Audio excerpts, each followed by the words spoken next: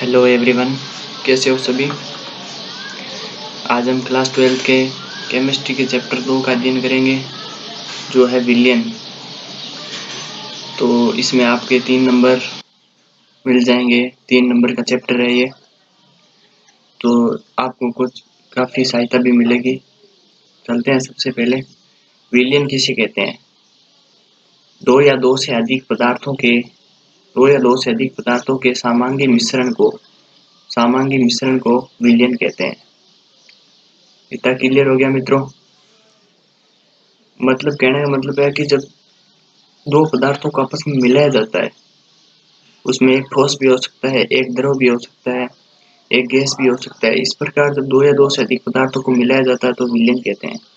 अब विलयन किन किन पदार्थों से मिलता है। एक, हम वह पदार्थ जिसमें हम दूसरी चीज घोल रहे हैं, अर्थात कहने का मतलब है कि विलेय पदार्थ क्या होता है। विलयन में जिस घटक की मात्रा कम होती है, अर्थात कम होती है, उसे विलेय कहते हैं। और विलयन में जिस घटक की मात्रा अधिक होती है उसे विलेय कहते हैं। क्लियर हो गया मित्रों। अब हम आगे चलते हैं।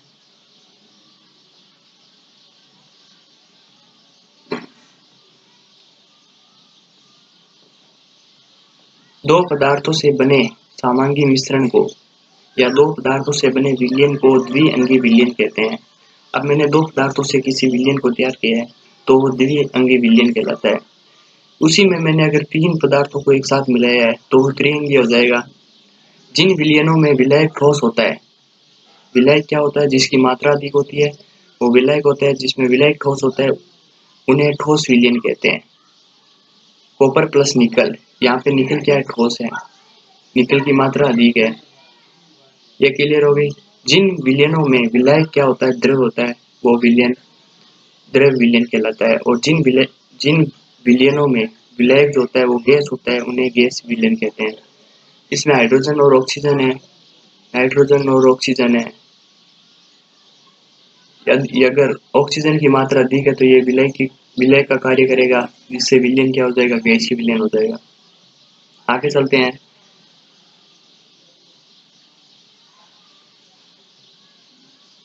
ऐसे विलयन जिनमें पदार्थ की और अधिक मात्रा को घोला जा सकता है। कहने का मतलब है कि विलेय पदार्थ यानी जिस पदार्थ को हम ऊपर से उसमें मिला रहे हैं विलायक में, वो पदार्थ अगर इतना घोल रहे हैं कि वो घुलना बंद हो जाए, तो उस प्रकार जो बना हुआ विलयन जो होता है उसे क्या कहते हैं, संतृप्त विलयन कहते हैं। संतृप्त विलयन कहते हैं। और ऐसे विलयन जिसमें विलेय पदार्थ की और अधिक मात्रा को घोला जा सकता है उसे असंतृप्त विलयन कहते हैं। इतना क्लियर हो गया। अब हम आगे चलते हैं। ऐसे विलयन जिनमें विलेय पदार्थ घुलना बंद हो जाए फिर भी विलेय को घोला जाए तो प्राप्त विलयन अति संतृप्त विलयन कहलाता है। कहने का मतलब है कि अगर घुलना बंद हो जाए परंतु फिर भी और उसमें घोला जा रहा है तो वो अति संतृप्त विलयन कहलाता है। तो आपको ये याद रखना है, सांद्रता की परिभाषा आपको याद रखनी है। किसी निश्चित ताप पर, टेम्परेचर क्या है, निश्चित है, किसी विलयन में उपस्थित विलेय की मात्रा को उस विलयन की सांद्रता कहते हैं।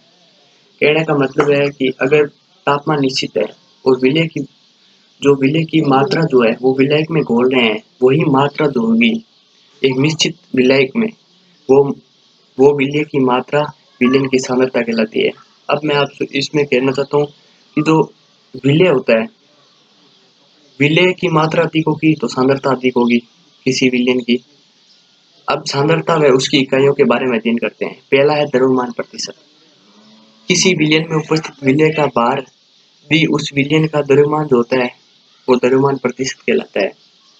कहने का मतलब है कि कोई विलयन है उसमें जो विलेय का भार होगा, विलेय का भार ही उस विलयन का द्रव्यमान प्रतिशत कहलाता है। जितना भार अगर विलेय का होगा वही उसका द्रव्यमान प्रतिशत कहलाता है। अब देखिए इसका जो वेट बाय वेट परसेंटेज है द्रव्यमान प्रतिशत, और द्रव्यमान प्रतिशत होता है विलेय का भार ग्राम में अपॉन विलयन का भार ग्राम में गुणा 100। ये आपको याद रखना है फॉर्मूला, क्योंकि ये न्यूमेरिकल में ये फॉर्मूला काम आएगा। जिस प्रकार ये न्यूमेरिकल है, 20 ग्राम अन्य एयर्स को 120 ग्राम जल में घोला जाता है। अब ये 120 ग्राम जल क्या है, ये विलायक है। उस विलयन का वेट बाय वेट प्रतिशत ज्ञात करो। तो 20 ग्राम अनयोज ये ऊपर से मिला रहे हैं अर्थात ये विलय है। तो 20 अपॉन विलयन टोटल कितना हो गया 120 और 20 140 हो गया ये विलयन का।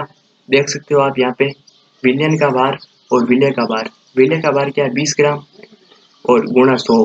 तो इस प्रकार ये 1 0 से 1 0 चला जाएगा, 2 से ये 7 बार चला जाएगा, 100/7 यानी 14.29 वेट बाय वेट परसेंटेज आ जाएगा। इसी प्रकार दूसरा देख लेते हैं। दूसरा प्रश्न क्या कहता है, ये कहता है कि 40 ग्राम यूरिया का जल में घोलकर 600 ग्राम विलयन बनाया जाता है। अब यहाँ पे देखो टोटल विलयन का ही भार बता दिया। विलय ऊपर वाले प्रश्न में विलय का भार बताया था, जबकि यहाँ पे पूरा विलयन का भार बता दिया। और 40 ग्राम क्या है यूरिया है, तो 40/600 गुणा 100 6.67% क्या हो जाएगा द्रव्यमान प्रतिशत आ जाएगा। आगे का अध्ययन हम पार्ट 2 में करेंगे। तो मैं उम्मीद करता हूँ कि आपको समझ आया। धन्यवाद। अगर आप नए हो तो चैनल को सब्सक्राइब कर देना।